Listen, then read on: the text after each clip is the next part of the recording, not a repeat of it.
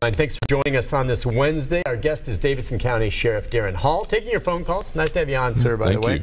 Thank you. You just got back in from Washington, D.C. Was there on a panel on immigration there and the like. And if we get a chance, we'll talk some about that. But let's take some more calls. We'll go to Ann. Hi, Ann. Good morning. Just a couple quick things. I went through Combs' record from top to bottom. My grandson went to school with this young lady, and I didn't find any sex convictions on his record. Okay. For the sheriff, I recently had a loved one that passed away out of state, and I ran into a sheriff's department that was the most disrespectful to a family that ever could have been, the most unkind, the most uninformative, and I want to thank Daron Hall and your sheriffs in this county for being the type of officers that you are, because I have worked with you through the phone and I've worked with your officers, and some of the time I have gotten that connection through Mr. Beres, who I also would like to thank for his coverage and for his podcast in the evenings.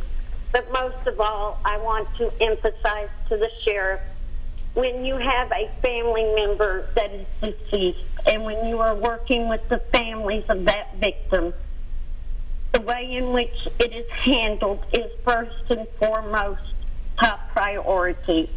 And it has been my experience in Davidson County that your officers have always been respectful, and that is not something that all sheriffs have, and that is empathy. And you and your department have that, and I just wanted to say thank you. Wow. Thank you. Well, that's thank you. Nice. I imagine nice it's hard for me to imagine a sheriff's department not, and I'm sorry she went through that. Does your department provide some, I know sheriffs in other counties, and it's a different setting there, because I know Metro is a little different setup, but they get involved with some of the funerals sometimes. They go to them, sometimes they provide, you know, the motorcade. I don't know, how does that work? Yeah, we've got there's a weird law here that as far as blocking traffic and so forth, we don't do that, but we participate a lot in processions, and we're there to show respect in all sorts of different ways. And one of the things that Ann mentioned that people probably never think about that happens, I guess, oh gosh, this was maybe Friday night, so this weekend's been kind of the past weekend.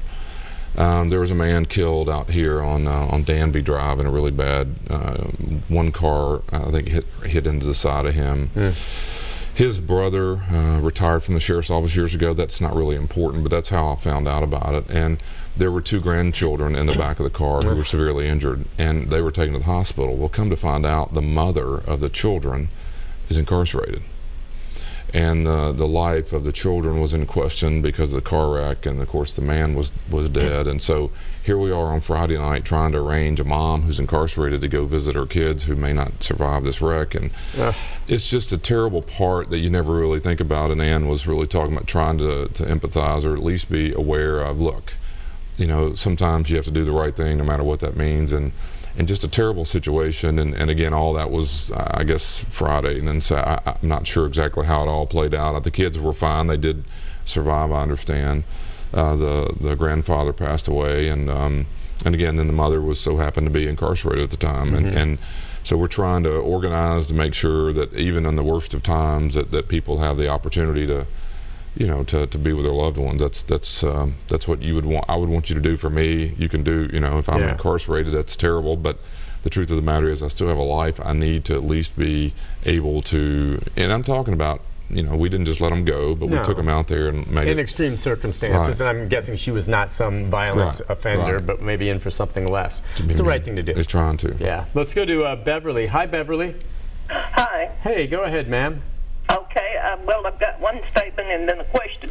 One thing, we had a robbery at our church a few months ago. One of the ladies was coming into the church for Wednesday night, and she was coming in late. And this man got out of a car and put a gun to her head for her pocketbook. And so it's not just inside the churches now. I mean, you know, I think people think Christianity is weakness and they can do it but take advantage. But another thing, this man that shot those people, was he from they said from Sudan. Was he part of the Lost Boys of Sudan or something like that? Because anybody that they said was so gentle and everything, and then just go crazy like that to shoot people, there's got to be some reason or something. And I was just wondering if he was part of that genocide that went on, if y'all knew. You remember the Lost Boys? Yes. And it was a big story where many of them came over to escape genocide in the Sudan and other parts, and that was one of the questions that was brought up. But yeah, he is not. There was no link to that whatsoever, but it's an interesting question. And the reasons for this, like you said, so many cases, it's mental issues. And we know for a fact, based on reports out of Rutherford County, that law enforcement there responded to at least 2 calls of domestic violence with him involving with his girlfriend, maybe back and forth between the 2 of them, and at least one, maybe more, one of them from his father, saying his son texted him, said he was suicidal and holding a gun to his head.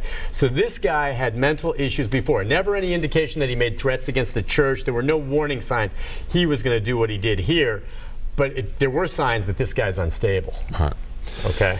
Yeah, and by the way, I was just thinking both Ann and I think Jim earlier, or Joe one mentioned this, but you know, I was thinking about you know, unfortunately last night, just what all's happened lately, and we're talking about this morning. When I grew up, we didn't have air marshals right. on the planes with guns to protect people. We didn't have school resource. We didn't have police officers walking down the hallways of schools. And now we're talking about, do we need someone armed at the church? At a church. So you can't fly. The school, the church. It's amazing, really. I mean, there's no place safe, if you want to call it that. But so much. When you and I were kids, my mom, and I was 6, 7 years old, Halloween night until after dark, me and my buddy in my neighborhood went trick-or-treating. Right. We were 6, right. 6 or 7. And you might think now, what kind of parents did you have? No, it was different. We lived in a safe little neighborhood. Yeah, there were still monsters, okay, but we'd go out, and I'd get home 9 o'clock after dark with a pillowcase full of candy. Right. You send your child out alone at that age on Halloween now, and I think DCS is going to be paying you a visit if your child comes home alive. Right. You can't. You are so right. And you know what? There are organizations now that make a living training churches now for security, and they've got it down now. And I did a story on one of these groups, and they do a fine job, where they set it up where the security guards kind of are near the door, but you don't see them as security guards. But they're ready and they're packing. And you go into the wrong church these days and do the wrong thing, you never know what might happen. It's just hard. I don't know. I mean, I'm not naive. I hope, but it's hard to believe. I agree with you. I mean, it's just crazy, and you see it every day, and it still surprises you. Yeah, I'm just. And by the way, I grew up in what you would call Antioch or Bakertown was a little smaller area, but it's right in the Antioch area, and I was proud of this. Our house was never locked. We would never lock our house. Cars, keys were left in it. And look, I mean, and the truth of the matter is, it's just life has changed so dramatically, and I don't know. I don't know where the turn is going to be. I don't know what happens. I mean, you know, you keep. I see. You know, we talk off air a lot, but we have kids, and one of the things that I wonder is, what is their hope? I mean, do they hope for, you know, churches are going to be armed and, you know, it's going to be secured, and, you know, and they see what we see, you know, they hear all about it, and, you know, it's just and just I think the country's so, I don't know, so confused on what the priorities are. You know, you're right. It's what they're going to remember and talk about like we are now. And you talk about air marshals, but think about it. There was a time when we flew, and obviously before September 11th. And there was no security. I mean security, but you just check your bag, you go right through. Now, of course, the huge long lines going through the security at the airport, and it's just interesting. And my son, that's all he's ever known. So it's same with yours.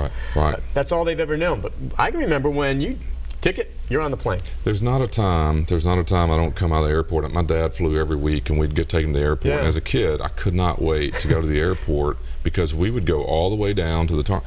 And I couldn't wait to see the plane pull in, and that was what you wanted to see was your dad in my case. And now you couldn't do that for nothing. No, you have to be outside, and you can't stop your car and fly by. Unless you're the sheriff and you flash your badge. No, don't say that. I don't do that. I know you don't. By the way, we're dating ourselves, but we're not that old. It wasn't that long ago. Let's take a call from Mark. Go ahead, Mark. Good morning, Mr. Hahn. Good morning, Mark. I just got a question for Mr. Hall. The guy Herschel confronted the gunman. Do you think he done the right thing, or you think he should have waited for for the police. That's right. Okay, the hero in this, I think Mr. Engel, and boy, you gotta love the guy. You look at his Facebook page, he's with a dog, he's wearing a Superman shirt. This is all beforehand.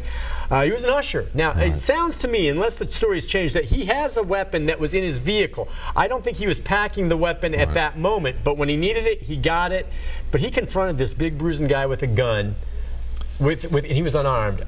What do you think? I mean, he just acted, I think, at that moment. Right. I don't think you could go to training and I really don't. I think it's an instinct that comes you from have in here. as a person. Some people, others would not have reacted the same way. Right.